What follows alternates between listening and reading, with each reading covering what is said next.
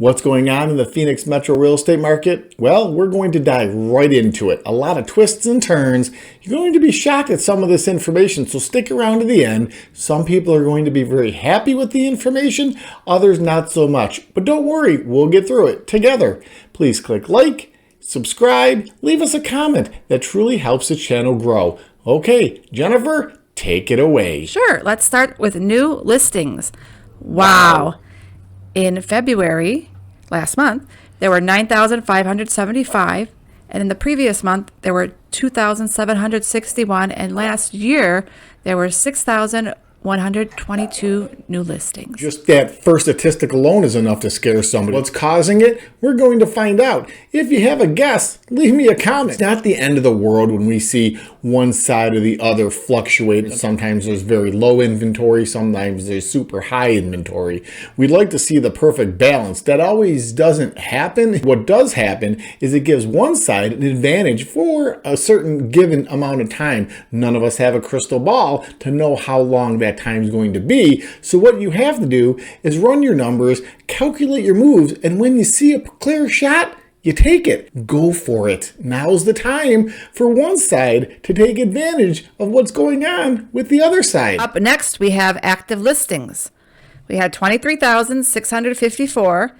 In the previous month, there were 22,212. And last year this time, there were 19,945. When we look at active listings month after month, the numbers don't seem to be so bad because they're creeping up slowly. Is it a good time for buyers to get out there shopping? We're going to talk more about that a bit down the road, but I think you can take an educated guess. Absolutely. Sellers might be in a position that they have to, not get exactly what they were looking for. And buyers know that if there's more product on the shelf, they can take their time and be selective. They're not being as rushed. That's what happens when we start seeing active listings spiking. Closed listings. Last month, there were 5,913. The previous month was 4,222. And last year this time, it was 5,650. So not that far off of last year, but up and down monthly. Right, because the previous month was still during the holiday. When I said there's a lot of twists and turns in the real estate market, closed listings is a prime example of exactly what I'm talking about. So no huge reason to pump the brakes or cause for alarm because people are still buying and selling houses. There's other effects, which we've talked about a little bit already, and we're going to talk a little bit more about. There's no reason not to be thinking about selling your property or thinking about buying one, perhaps both. There's usually never a perfect market where it's 50-50 buyers to sellers. So right now we can see there's definite an advantage for buyers because of the inventory. That doesn't mean sellers are never going to put their houses up for sale and sell them. It means when they put their houses up for sale, it might take a little bit more time and they're going to have to dial in facts and figures when it comes to the price, when it comes to taking care of the property, perhaps a home inspection prior to listing it. They may also want to make sure that the curb appeal is exactly point on. Looks do have a lot to do with why people would want to view your property, take a tour of it. When people are online, for example, looking at a particular property, we really don't spend that much time until we flick to the next picture, flick to the next picture, flick to the next picture. You have to grab the attention of the viewer so they go on to the next picture and then obviously read more description about the property. The other thing is, which I just mentioned, is you want to make sure that you're priced about where you need to be. There's nothing wrong with testing the proverbial water, but you do have to understand if there's more inventory, typically sellers are going to compete with other sellers. That's an advantage for buyers. So pricing your house properly is one of the 3 P's I always speak about: price, product, promotion. If you're looking for your dream home, perhaps an investment property or a second home here in the Valley of the Sun, then our new mobile app is for you. It's fast, it's private, it's accurate. Best of all, it's free. Go ahead, give it a try. Here's the one that buyers and sellers are looking at. Average sales price, $623,214. The previous month was $624,216, almost identical. And last year, this time, it was $578,792. So prices have definitely gone up. Average sales price is exactly that, a crowd favorite. What I always wonder is which crowd.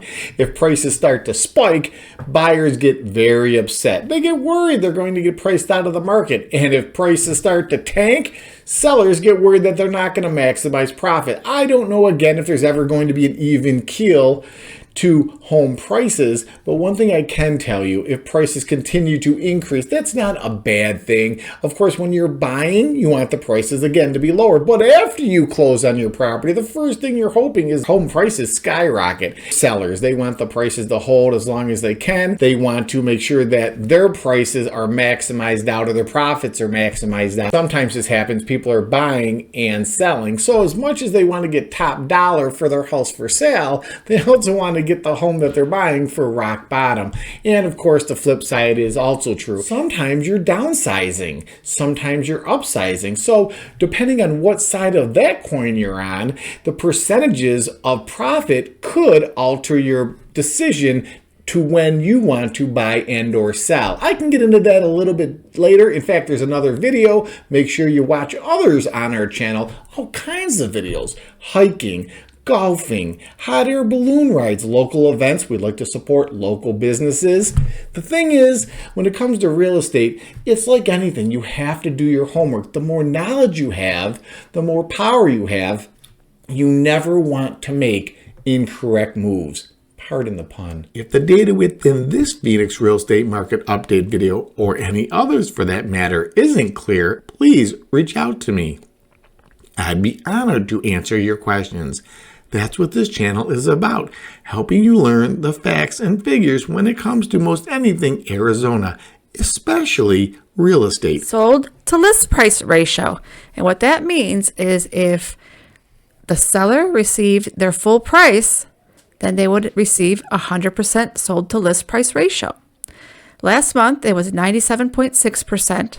The previous month, it was 97.2%.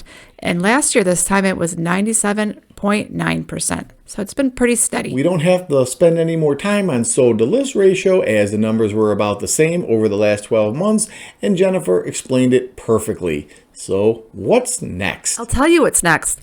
Monthly supply of inventory. It was 4 months. The previous month, it was 5.3, and last year was 3.0. So we definitely have an increase of inventory.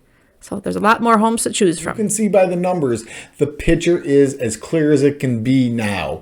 Usually a healthy inventory, as I state in every video, is between 2 months low, 4 months high, 3 months mean average. Listing success rate.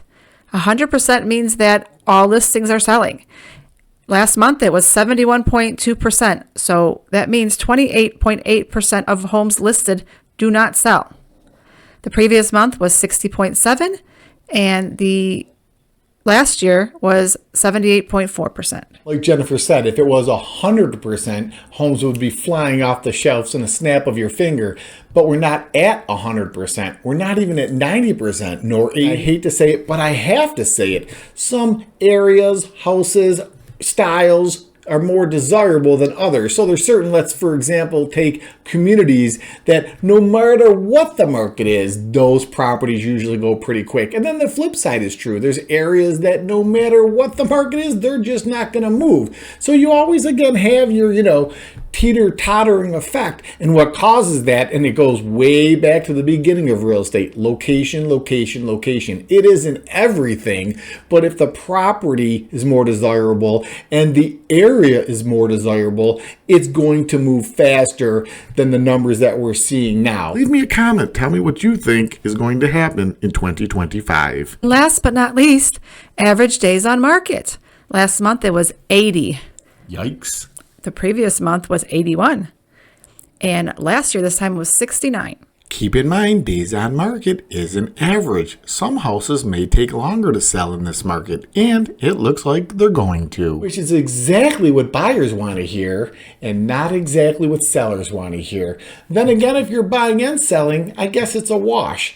The thing is, when markets shift one way or the other, there's going to be an advantage, but it doesn't last forever. I'm quite sure if you're watching these videos, you've seen me do the old ebbs and flows. Like life in oceans, real estate follows that pattern as well. Right now, advantage buyer, inventory's up. Of course, we're still waiting, or most people are waiting, for interest rates and inflation to go down to make mortgage payments more, well, I guess, easier to manage. But if I was a potential buyer right now, I would absolutely be running the numbers, talking to lenders, and we can get you a couple great ones to run those numbers for you. Because if the numbers work, now is the time to get out there, because the number of houses on the market are up through the roof. Pardon the pun, and that's exactly where buyers want to be. Sellers, I've explained a couple of times where you need to be, putting your house in the best position to compete with the other houses that are for sale. If you like this video, make sure you check out this one.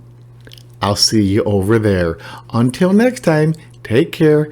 God bless America. I'll talk to you soon.